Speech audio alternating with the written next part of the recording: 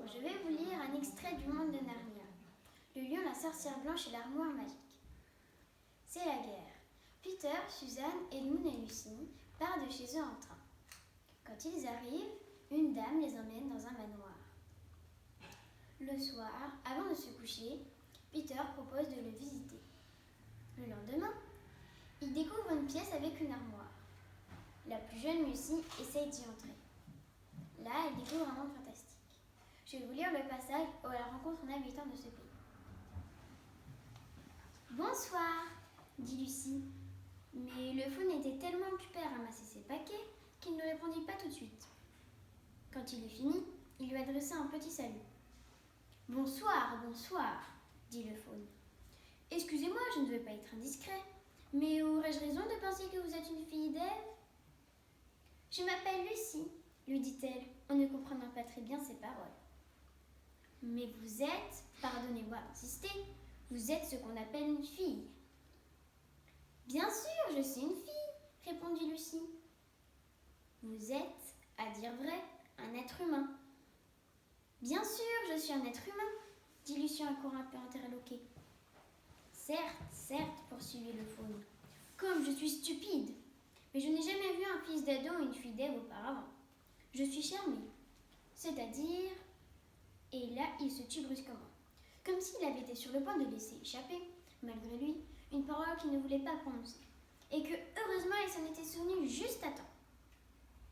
Charmé, reprit-il. Permettez-moi de me présenter. Je m'appelle Tumnus.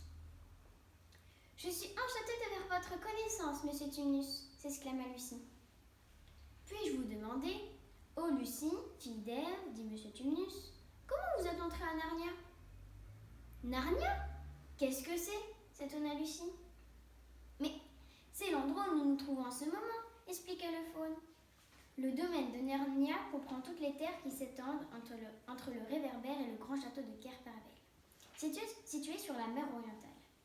Et vous, est-ce par les farouches bois de l'Ouest que vous êtes venu ? Moi ? Je suis entrée par l'armoire de la chambre d'amis, répondit Lucie. Ah, regretta M. Tumnus avec une voix un peu mélancolique.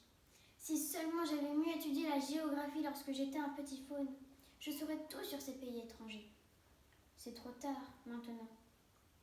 Mais il ne s'agit pas d'un pays, répliqua Lucie en éclatant presque de rire. C'est juste derrière.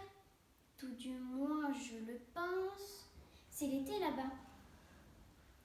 Pendant ce temps, soupira M. Tumnus, c'est l'hiver à Narnia. Et cela depuis très longtemps. Et nous allons tous les deux nous enrhumer si nous restons plantés là, à parler dans la neige. Fidèle du lointain pays de chambre d'amis, là où règne sur la brillante cité d'Armoire un éternel été, accepteriez-vous de venir prendre le thé avec moi ?